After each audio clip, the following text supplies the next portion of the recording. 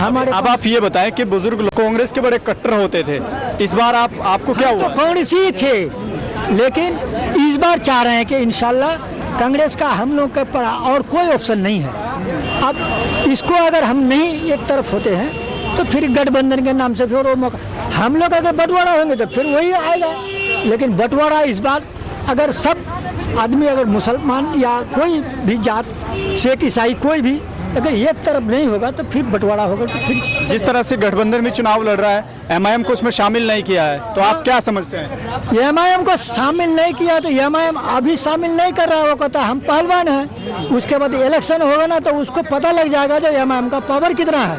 उसको शामिल नहीं करने बगैर उसका सरकार इंशाल्लाह बनेगा ही नहीं। इसी बात को ताले, हाँ, उसका सरकार नहीं बनेगा, कोई कीमत में नहीं बनेगा इंशाल्लाह। हाँ, एमआईएम का इल्ला वो चाहेगा जो राहुल जी लालू का बेटा चाहता है जो सरकार बना लेंगे। हम लोग बहुत मगन में हैं, इंशाल्लाह उसका सोच पूरा नहीं होगा। अच्छा, क्या वजह है? आप लोग अब तक कांग्रेस के बड़े कट्टर समर्थक होते थे, लेकिन अब आप एमआईएम की बात कर रहे हैं, वजह क्या है? इतना लंबा पीरियड आप भाई शोर का बच्चा तो बहुत देखते हैं, एक ठो का 10 ठो बच्चा होता है, 15 ठो हो जाता है शोर का। गोरू का बच्चा एक ठो होता है, 10 ठो गोरू का बच्चा एक जगह रहेगा तो लगता है जब बहुत भया है। शोर का बच्चा तो 100 ठो भी एक जगह रहेगा तो किसी को नजर भी नहीं आएगा जो भी। तो एमआईएम में ऐसा मध्य मुजाहिर है कि वो एक आदमी काफी है, इसलिए इसको सरकार बनाने के लिए उसको लेना ही पड़ेगा। आपका किस तरह की बात ये लोग कर रहे हैं? अभी सर हम लोग नौजवान जो थे वो एमआईएम को पूरा सपोर्ट में थे।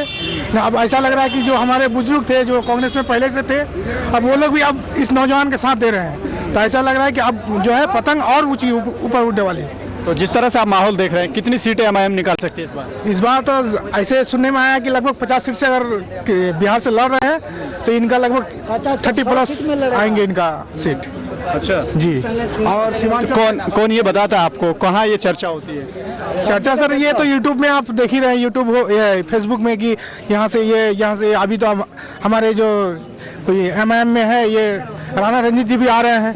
सोशल मीडिया से हटकर अगर बात की जाए, जमीनी स्तर पे कितना उम्मीद आपको लगता है कि चर्चा इंशाल्लाह हो ही रहा है। जो नहीं एमआईएम हमारे हक में जो भी ये है तो बस एमआईएम में है, नहीं तो और हमारा कोई सहारा दूसरा नहीं है। आज जितना भी मसला आता है तो सबसे पहले तो देखते हैं हम एमआईएम हम तक पहुंचाता है तो वही पहुंचाता है, नहीं तो हमारा कोई मसला का हल कहीं किसी के पास तो एमपी बना हुआ है, कई दिन ये तो कोई अच्छा भाषण भी उसका कोई इसमें नहीं सुन रहे। जैसे 2020 में 5 सीट आया है, लोग बोलते हैं 1-2 सीट लेके क्या करेगा। अगर 8 सीट आ जाता तो फिर हिल जाता सरकार। तो इस बार जो है सीमांचल वासियों ऐसा वोट दीजिए कि कम से 20 से 25 सीट आ जाए, पूरा बिहार हिल जाए। पूरा बिहार हिलेगा तभी ना पूरा इंडिया हिलेगा।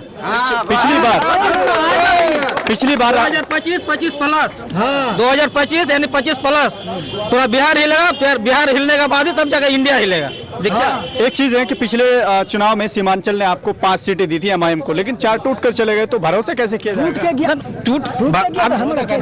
अब जैसे कि वो गद्दार है तो शब्द गद्दार नहीं है, अब ऐसा नहीं होगा आदमी। और अब इस बार ऐसा नहीं होगा। जैसे चारों जो गया तो वो तो देख रहा है ना कि उसका खाता भी नहीं खुलेगा, उसका तो जमानत जब्त हो जाएगा। क्या कह रहे हैं? कहीं से उसका खाता नहीं खुलेगा इंशाल्लाह। वो 4 गया है ना, 24 इंशाल्लाह आएगा ही आएगा। क्या कह रहे हैं? जी 4 गए हैं, 24 लाएंगे। ये खाते की बात कर रहे हैं, खाता किसका नहीं खुलेगा? खाता जो गए हैं, जो 4 गए हैं, वो जो 4 को टिकट मिलेंगे इस बार उनका खाता जमानत भी जब्त होने वाले हैं। क्या नाम हुआ? अबू तलहा। कैसा माहौल है चुनाव का? जी इस बार तो 2020 में जो तूफान आया था, इस बार तो आंधी आएगा। आंधी पतंग छाप का हर घर में पतंग लहरेगा 2025 में, और इंशाल्लाह 25+ आएगा सीट।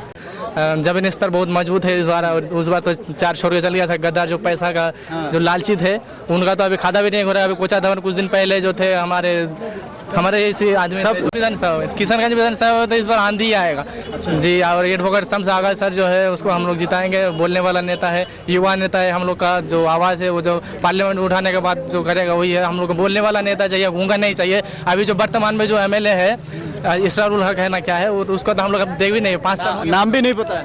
नाम भी उसका तो याद रहेगा कैसे, जब आएगा तभी ना याद रहेगा। 5 साल हो गया उसका, अब तक मुंह तक अभी तक देख भी नहीं किए हैं। वो किसान का दौरा करे ना, वो पुठिया में है, पुठिया में उधर ही रहते हैं। अब वो कांग्रेस का है, वो तो कांग्रेस का हमदर्द दिखाता है मुसलमानों को। अभी गठबंधन में अभी वो लिया नहीं है मुसलमान का, 18% हम है, वो 4% 3% वालों को गठबंधन में ले रहे हैं। तो इसका क्या मतलब है? वो खाली बोलने वाला है। अभी जो इग्नोर कर रहे हैं सब, जहाँ से भी मुसलमान बोले हमको गठबंधन में ले लीजिए, वो गठबंधन में लेगा नहीं। तो हम लोग एकजुट हो जाएंगे, अभी हम जिताएंगे इंशाल्लाह। एक ही रहबर एक ही शान, बैरिस्टर असदुद्दीन ओवैसी और अख्तरुल ईमान जिंदाबाद। क्या बात है, क्या नाम कहेंगे सर ये इस बार जो है किशनगंज विधानसभा से शम्स आगा जी को ही टिकट मिलना चाहिए, क्योंकि ये जमीनी स्तर में काम करते हैं, प्लस ये युवा है। उनके बाद इनके अंदर वो टैलेंट है कि वो विधानसभा में कुछ बिल पास हो, कुछ भी हो, उनके खिलाफ बोल सकेंगे, लड़ सकेंगे, वहाँ ले सकेंगे। और अगर कोई दूसरा यहाँ कैंडिडेट के लिए जो ये कर रहे हैं तो उनको इनका सपोर्ट करना चाहिए, क्योंकि ऐसा नेता हमारे किशनगंज में और दूसरा है नहीं। अगर हमने सुना है कि बरकतुल्लाह साहब भी है जो डॉक्टर, तो वही देख के हम अख्तर साहब से कहेंगे कि देख के आप यहाँ टिकट दीजिए, जो यहाँ जमीनी स्तर से काम कर रहा हो, जो कुछ काम करे और इंशाल्लाह काम करते रहे। ठीक है, क्या नाम हो? एमडी आरिफ। एमडी आरिफ जी, क्या माहौल है, कैसी बात ये लोग कर रहे हैं? बात तो सही कर रहे हैं कि क्या सही कर रहे हैं? ये कह रहे हैं कि बीजेपी को यहाँ जितवाएंगे लोग। नहीं नहीं, ये तो नहीं बोला सर, कोई नहीं बोला। ये कह रहे हैं कि एमआईएम को जिताएंगे, कई लोग कहते हैं कि एमआईएम लड़ती है तो बीजेपी आ जाए। नहीं नहीं, ये सिर्फ कहने का है। एमआईएम ये तो कहते हैं एमआईएम बीजेपी का बी टीम है, सब कहें जो कहते हैं, जो कह रहे थे हमारे जमीनी स्तर पे जो लोग हमारे साथ में घूमते हैं वो लोग भी बीजेपी का बी टीम कहते थे, लेकिन वो लोग खुद मिले हुए हैं, कांग्रेस आरजेडी लोग खुद मिले उन लोगों के साथ, समझ रहे हैं। और एमआईएम सेकुलर पार्टी है, इनके अलावा कोई सेकुलर पार्टी नहीं है। वो सिर्फ मुसलमानों की बात करती है। सेक्युलर का मतलब होता है कि सबको साथ लेके चलते हैं, और आरजेडी भी यही कहती है कि सबको साथ नहीं लेके चलते, इसलिए हम उनको नहीं लेते हैं। नहीं, ये तो गलत बात है सर। एमआईएम के अलावा सेकुलर पार्टी कोई नहीं है, क्योंकि अगर सेकुलर होता तो ओवैसी साहब को गठबंधन में क्यों नहीं लिया कांग्रेस और आरजेडी? इस सवाल का जवाब भी होना चाहिए। वो कहते हैं कि सेक्युलर पार्टी जो है उनको हमने साथ में लिया, जो कम्युनल पार्टी है जो भड़काती है उसको हम नहीं लेते हैं। ये गलत बात है सर। नहीं सर, ये तो गलत बात किया है। नहीं भड़काते हैं। नहीं भड़काते, कहाँ भड़काते? तो दलित मुसलमान सिख ईसाई सबकी बात कर रही है सर। कल ही एक किसका ढाका में नहीं, किस जगह से अख्तरुल ईमान साहब ने टिकट दिया एक पार्टी को, वो दलित है, वो दलित भाई, उसको टिकट क्यों दिया? सेकुलर अगर नहीं है तो टिकट उसको क्यों दिया? आप इसका जवाब दीजिए हम। तो आरजेडी ने शामिल नहीं किया है। अब ऐसे में अगर बी टीम होता तो असदुद्दीन ओवैसी साहब आवाज नहीं उठाते। वहाँ खाली मुसलमान नहीं मरे हैं, वहाँ हिंदू मुसलमान सिख ईसाई सब मरे हैं। हमारे असदुद्दीन ओवैसी साहब है, हक के लिए आवाज उठाते हैं, विकास के लिए आवाज उठाते हैं, हर चीज के लिए असदुद्दीन ओवैसी साहब पार्लियामेंट में बोलते हैं, बोलने वाले नेता। ठीक है, कितनी सीटें जीत सकती है इस बार में? इस बार 30 से 25।